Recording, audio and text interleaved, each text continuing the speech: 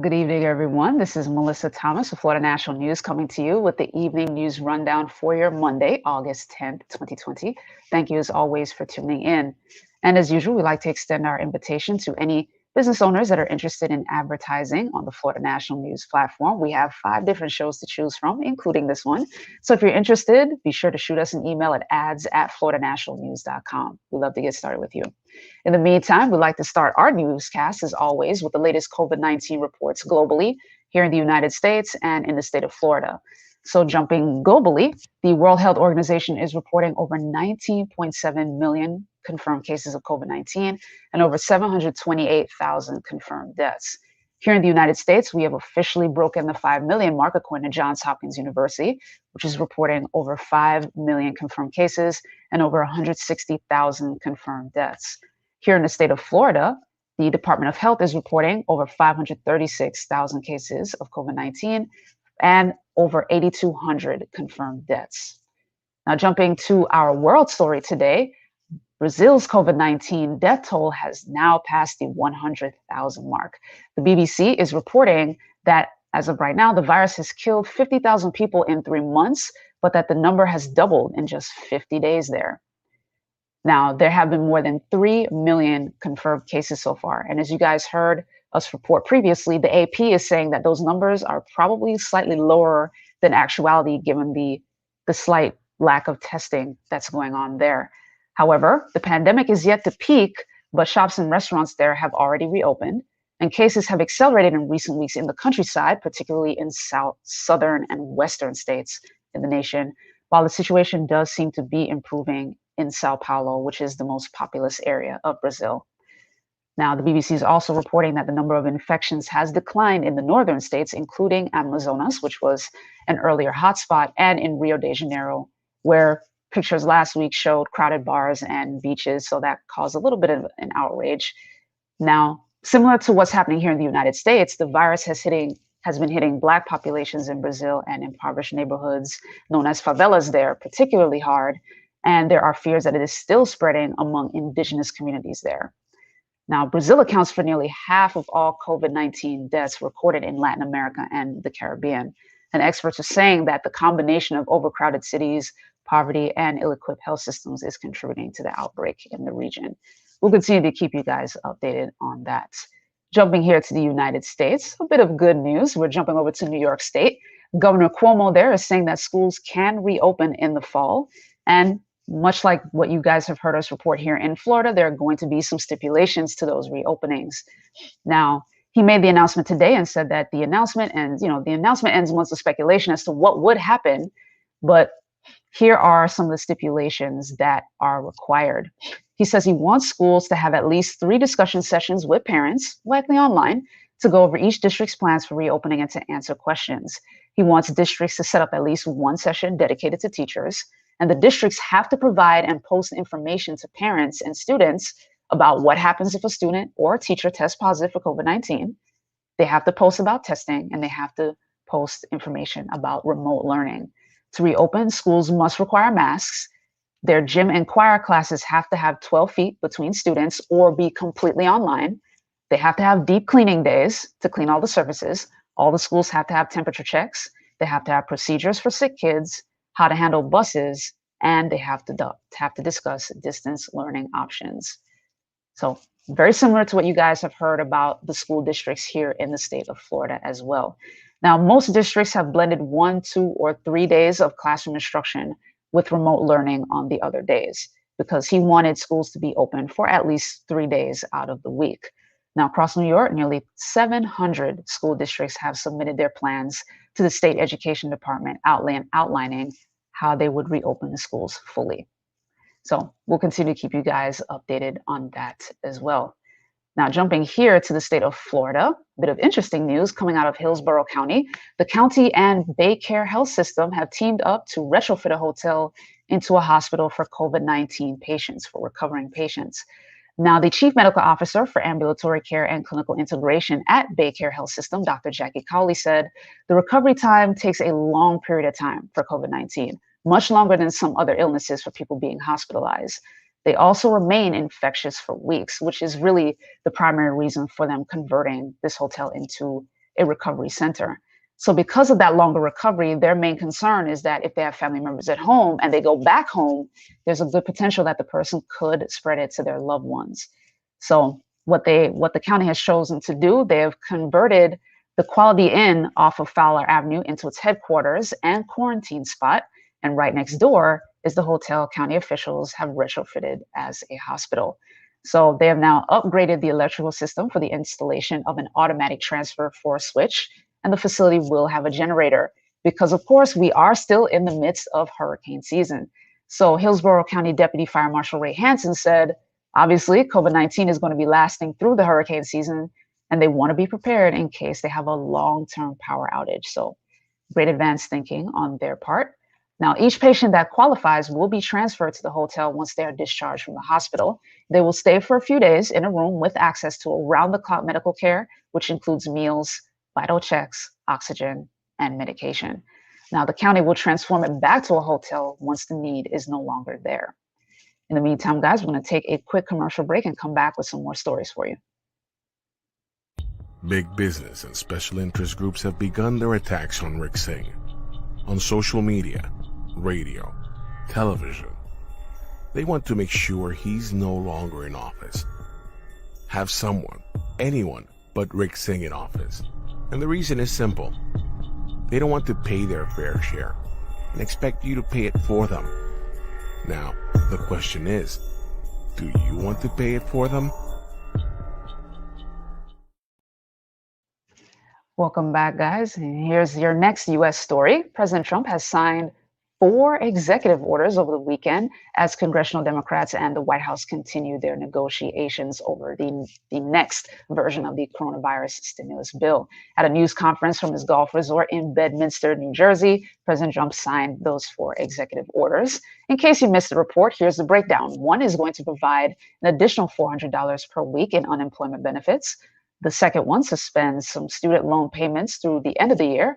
Another that protects renters from being evicted from their homes. And the fourth one offers employers to be able to defer certain payroll taxes through the end of the year for Americans who earn less than $100,000. Now, Democrats blasted the payroll tax deferment, arguing that it potentially strips Social Security and Medicare of money because the payroll tax helps fund those programs. House Speaker Pelosi and Senator Chuck Schumer said that there were many shortcomings to President Trump's orders, but their biggest objection was the reduction in the weekly federal unemployment benefits from $600 to $400, and that the language in that particular executive order saying that the states are going to be responsible for paying 25% of the benefit. Now, the White House defended the executive orders, and Treasury Secretary Steve Mnuchin said that, quote, Democrats would have a lot of explaining to do if they would hold up the unemployment benefits in the courts. So by Sunday, Democratic congressional leaders and White House officials said that they're willing to continue negotiations to be able to reach an agreement on the new coronavirus stimulus package that's going to take the place of those executive orders. So once they reach the agreement and that coronavirus stimulus bill is passed, it would completely override the 4 executive orders. We'll continue to keep you posted on that. In the meantime, we do want to ask you the audience question about it. What are your thoughts on the new coronavirus stimulus bill that is in negotiations? And give us your thoughts on what President Trump did in terms of the 4 executive orders that he signed over the weekend. We'd love to hear from you guys. We'd love to get your opinions. So leave a comment below. We'd love to hear from you. Now, jumping into our next Florida story. Now we're going to South Florida. A gym owner in South Florida has been arrested for the 3rd time after allegedly failing to enforce mask wearing. Now, Michael Carnevale, who is the gym owner, he owns Fitness 1440. His gym has been shut down for at least 96 hours. Now, he said on Friday during his arrest was unjustified since no one was inside the facility and all the workout equipment had been moved outside for patrons to use in the parking lot.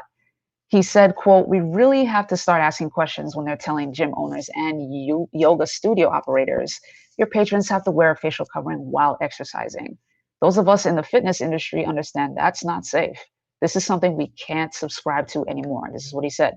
Now, records are showing that Carnevale filed a lawsuit on July 26th against Broward County for injunctive relief, saying that his business has been negatively impacted by the county's emergency orders. Now, the CDC The CDC guidelines still recommend wearing a mask and social distancing as the most effective method for preventing the spread of COVID-19. Now we're going to take another quick commercial break and come back with your business and sports story. At Taco John's, you can expect one thing so good, as in quality ingredients used in tacos and burritos made just for you. Every single bite. So good. Expect nothing less at Taco John's. Welcome back, guys. Now jumping into your business story. Walt Disney World is rolling back its hours in operation for the month of September. Now, this is coming as a result of the number of cancellations Walt Disney World has seen, because they saw more than they expected.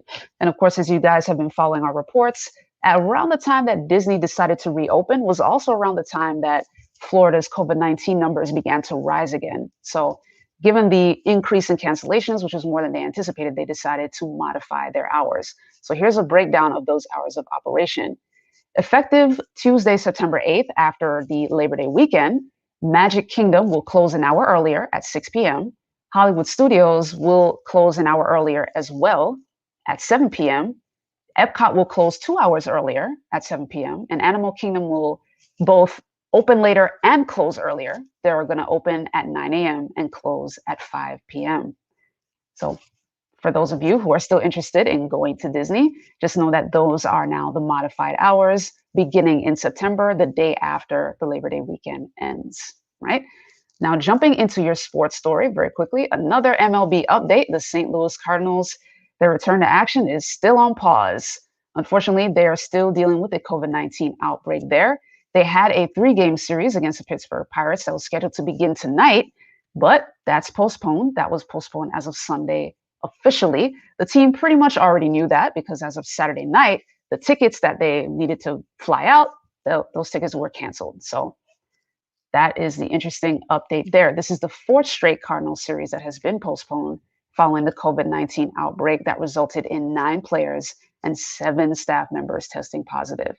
They had begun to turn the corner, but unfortunately, 3 more team members recently tested positive. So right now, they have St. Louis Cardinals has not played a game since losing 3-0 to the Minnesota Twins on July 29th. So it's been a good couple weeks now. The next possible return date for the Cardinals could be August 13th in Detroit. We'll continue to keep you guys updated at Florida National News, particularly Casey Hudson when she returns tomorrow night at 8 p.m. with the FNN Sports Take. In the meantime, we're going to take a final commercial break and then wrap up with your entertainment story.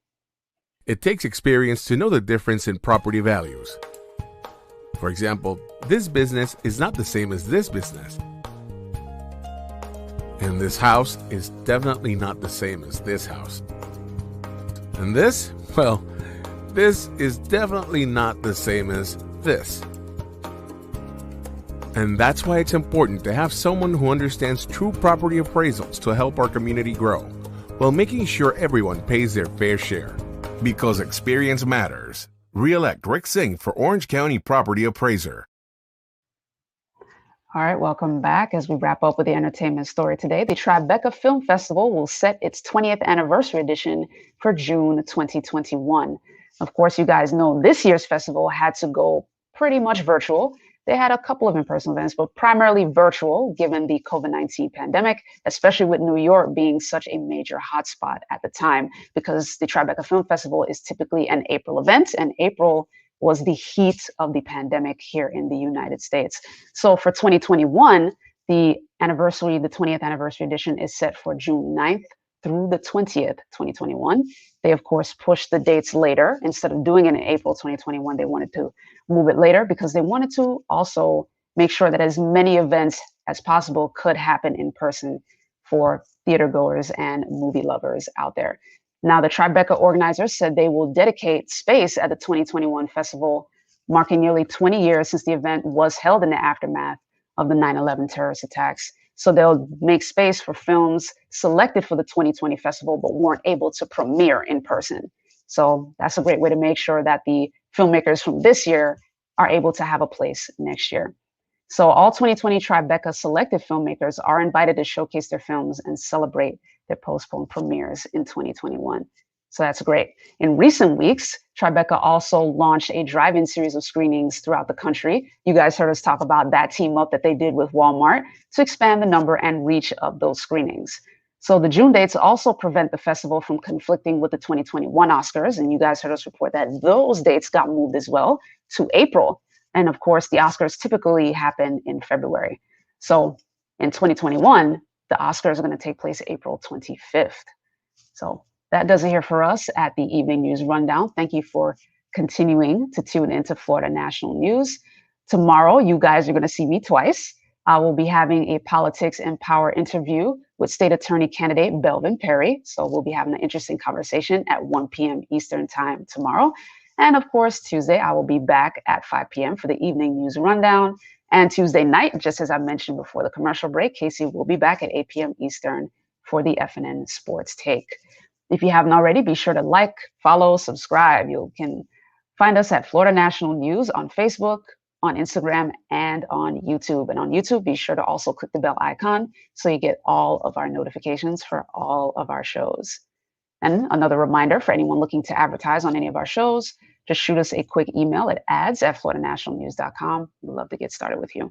In the meantime, have a great rest of your Monday afternoon. Appreciate you watching. Take care.